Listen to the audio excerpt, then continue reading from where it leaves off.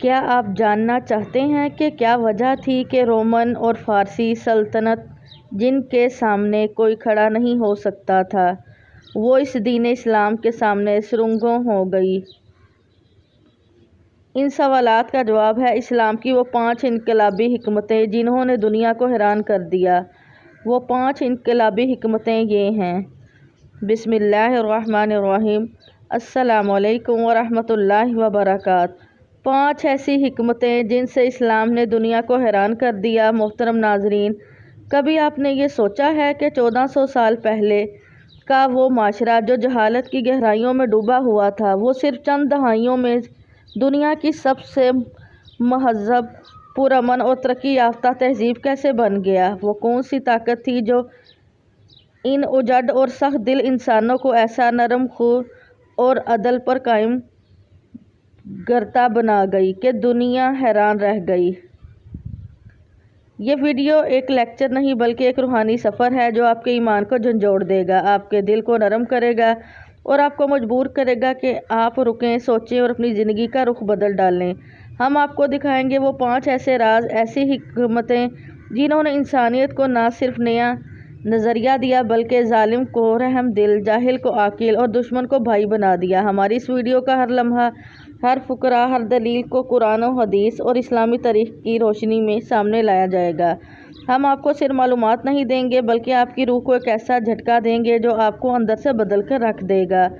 آپ کو وہ مقام دکھایا جائے گا جہاں علم عبادت بن جاتا ہے، عدل طاقت پر غالب آ جاتا ہے، خاموشی زبان سے بلند ہو جاتی ہے، تقویٰ حسب و نسب کو پیچھے چھوڑ دیتا ہے اور خدمت خلق انسان کو رب کے قریب لے آتی ہے۔ تو اب آپ فیصلہ کریں کہ آپ تیار ہیں ان 5 انمول حکمتوں کو جاننے کے لیے جنہوں نے پوری دنیا کو چونکا دیا؟ اگر ہاں تو چلیں اس ایمان افروز سفر کا آغاز کرتے ہیں۔ ایسی حکمتیں جن سے اسلام نے دنیا کو حیران کر دیا۔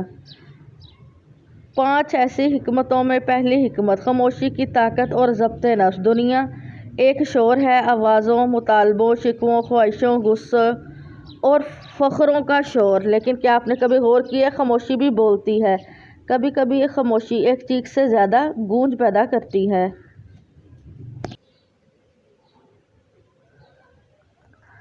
یہی وہ حکمت ہے جو اسلام نے ہمیں سکھائی، خاموشی کی طاقت اور ضبط نفس۔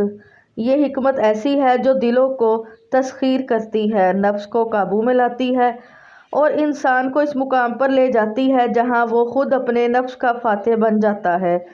قرآن مجید میں ارشاد ہوتا ہے، یقیناً کامیاب ہوا وہ شخص جس نے نفس کو پاک کر لیا۔ خاموشی اور ضبط نفس یہ وہ نعمتیں ہیں جو صرف الفاظ کی کمی کو نہیں بلکہ دل کی بلندی کو ظاہر کرتی ہیں۔ نبی کریم صلی اللہ علیہ وسلم نے فرمایا، جس نے اللہ اور یوم آخرت پر ایمان رکھا ہو اسے چاہیے کہ وہ اچھی بات کرے یا خاموش رہے۔ خاموشی میں حکمت ہے، ادب ہے، سکون ہے، ضبط نفس میں عظمت ہے، برداشت ہے، تربیت ہے۔ اسلام نے زبان کو صرف گفتگو کا ذریعہ نہیں بنایا بلکہ ایمان کا پیمانہ بنا دیا۔ قرآن کہتا ہے، اور انسان کو کوئی بات زبان سے نکالنی نہیں چاہیے مگر یہ کہ اس کے پاس ایک نگران فرشتہ ہو جو لکھتا ہے۔ نبی کریم صلی اللہ علیہ وسلم کی حیات طیبہ میں ضبط نفس کے بے شمار مناظر ہیں۔ جب طائف میں پتھر مارے گئے تو فرشتے حاضر ہوئے کہ اجازت دیجیے ہم ان بستیوں کو الٹ دیں، مگر نبی کریم صلی اللہ علیہ وسلم نے فرمایا، نہیں، شاید ان کی اولادوں میں کوئی ایمان لے آئے۔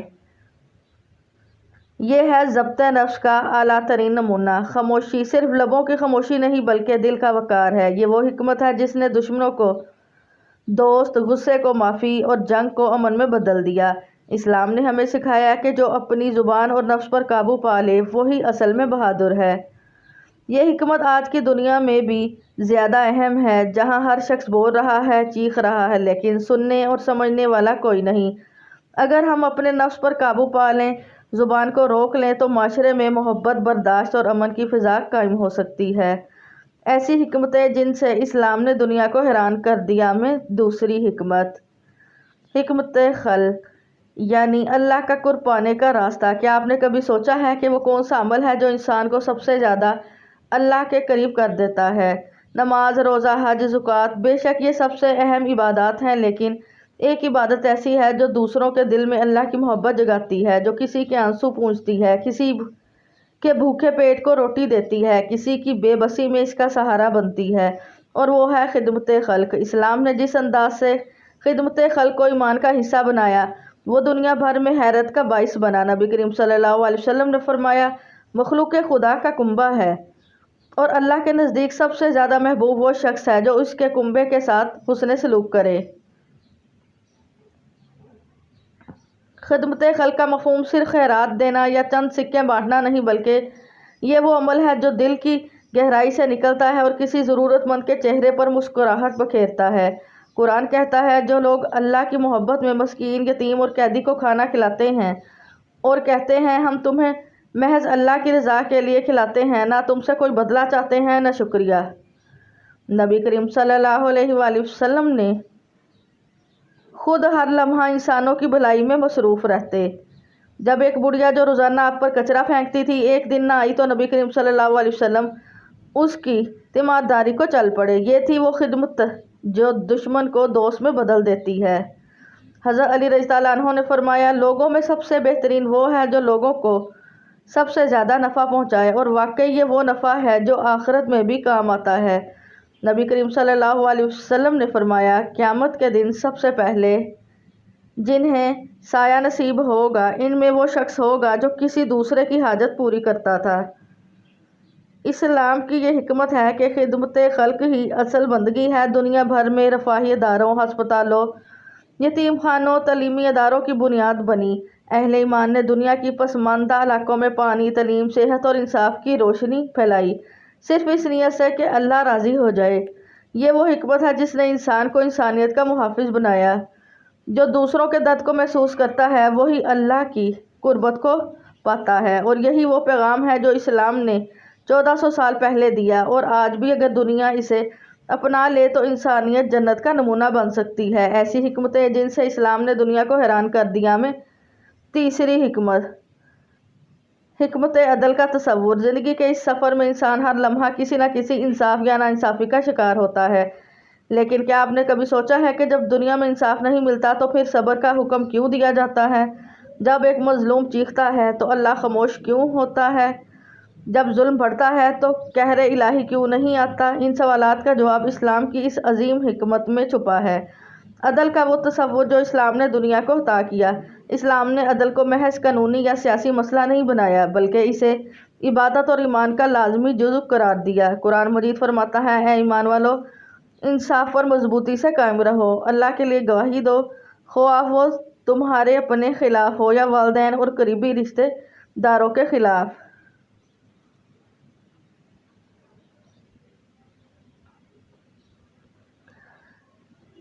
یعنی عدل صرف دوسروں کے لیے نہیں بلکہ اپنے خلاف بھی ہو تو اس پر قائم رہنا مومن کی شان ہے۔ نبی کریم صلی اللہ علیہ وسلم نے اس عدل کو اپنی زندگی میں اس طرح نافذ کیا کہ ہر دور حیران رہ گیا۔ ایک مرتبہ ایک قریشی عورت نے چوری کی۔ لوگوں نے سفارش کی تو نبی کریم صلی اللہ علیہ وسلم نے فرمایا، اگر فاطمہ بنت محمد بھی چوری کرتی تو میں اس کا ہاتھ کاٹ دیتا۔ یہ وہ عدل تھا جو رشتہ داری اور سفارش سے پاک تھا۔ حضرت عمر فاروق رضی اللہ عنہ کے دور میں جب ایک یہودی نے ان کے خلاف مقدمہ دائر کیا تو حضرت عمر عدالت میں عام آدمی کی طرح پیش ہوئے اور قاضی نے یہودی کے حق میں فیصلہ دیا۔ یہودی نے کہا، یہ انصاف تو کوئی نبی ہی سکھا سکتا ہے۔ اسلام نے واضح کر دیا کہ عدل محض حکومتوں کا کام نہیں بلکہ ہر فرد کی ذمہ داری ہے۔ اگر گھر کا باپ عدل نہ کرے، اگر استاد شاگردوں میں انصاف نہ کرے، اگر تاجر ناپ تول میں خیانت کرے تو سارا معاشرہ ظلم میں ڈوب جاتا ہے۔ یہ وہ حکمت ہے جس نے تاریخ کے دھارے بدل دیے۔ اسلام نے عدل کو تہذیبوں کا ستون بنا دیا اور دنیا کو سکھا دیا کہ حقیقی ترقی صرف اسی قوم کو حاصل ہوتی ہے جو انصاف پر قائم ہو۔ ایسی حکمتیں جن سے اسلام نے دنیا کو حیران کر دیا میں چوتھی حکمت، علم کو عبادت کا درجہ دینا۔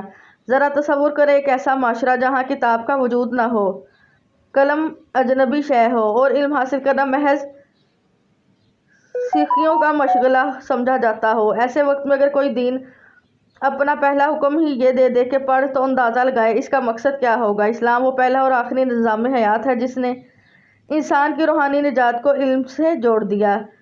پہلا وحی کا لفظ اقرا پڑھ، یعنی پڑھ صرف ایک لفظ نہیں بلکہ ایک انقلابی اعلان تھا کہ انسان کی ترقی، بقا اور بندگی سب سے علم سے جڑی ہوئی ہے۔ نبی کریم صلی اللہ علیہ وسلم نے فرمایا، علم حاصل کرنا ہر مسلمان مرد عورت پر فرض ہے۔ اسلام نے علم کو دنیاوی فائدے کا ذریعہ نہیں بلکہ رب کی رضا حاصل کرنے کا راستہ بنایا۔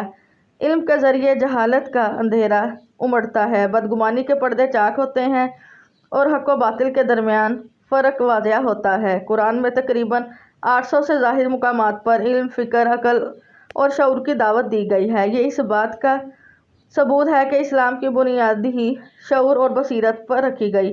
نبی کریم صلی اللہ علیہ وسلم کی ایک اور حدیث ہے، علماء انبیاء کے وارث ہیں، یعنی جو شخص علم حاصل کرتا ہے وہ انبیاء کے وراثت کا حقدار بنتا ہے۔ حضرت علی رضی اللہ عنہ نے فرمایا، علم مال سے بہتر ہے، مال کم ہوتا ہے، علم بڑھتا ہے۔ علم کی حفاظت تم کرتے ہو لیکن علم تمہاری حفاظت کرتا ہے۔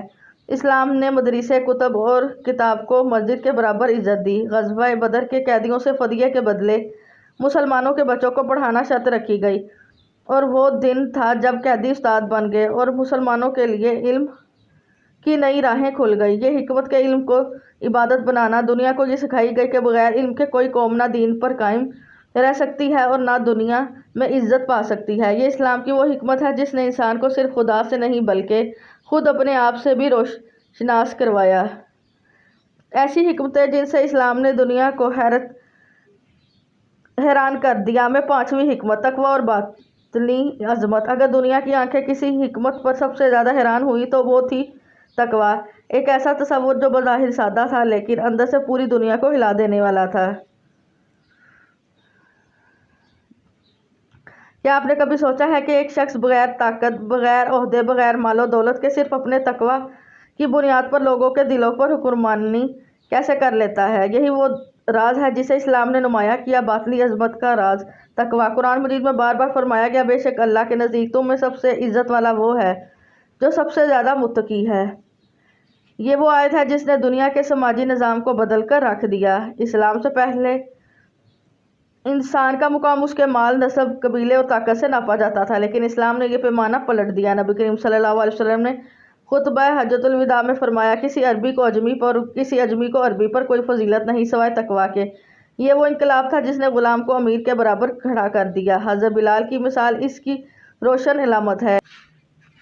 ایک حبشی غلام جو کل تک کوڑے کھاتا تھا، آج وہ اذان دیتا ہے، اور نبی کریم صلی اللہ علیہ وسلم فرماتے ہیں، بلال کے قدموں کی آہٹ جنت میں سنی ہے۔ تقوی صرف عبادت کا نہیں بلکہ دل کی اس کیفیت کا نام ہے جو انسان کو ہر وقت اللہ کے سامنے حاضر سمجھنے پر مجبور کر دے۔ تقوی وہ آنکھ ہے جو ہر قدم پر پوچھتی ہے، کیا میرا رب مجھ سے راضی ہے؟ حضرت عمر بن عبدالعزیز نے فرمایا، تقوی یہ نہیں کہ تم زیادہ روزے رکھو، نمازیں پڑھو اور صدقہ کرو، بلکہ تقوی یہ ہے کہ جو کچھ اللہ نے حرام کیا ہے اس سے بھی بچو۔ یہ حکمت دنیا کو یہ سبق دے گئی کہ اصل عظمت دل کی پاکیزگی، نیت کی صفائی اور عمل کے خلوص میں ہے۔ آج جب دنیا شخصیت پرستی، شہرت اور دکھاوے کے پیچھے بھاگ رہی ہے، اسلام کا پیغام تقوی ہمیں یاد دلاتا ہے کہ اللہ کے میزبان میں سب سے وزنی چیز دل کی سچائی ہے۔ یہی وہ حکمت ہے جس نے دنیا کو جھنجھوڑ کر رکھ دیا کہ تمہارا رب تمہارے چہرے اور مال کو نہیں دیکھتا بلکہ تمہارے دل اور اعمال کو دیکھتا ہے۔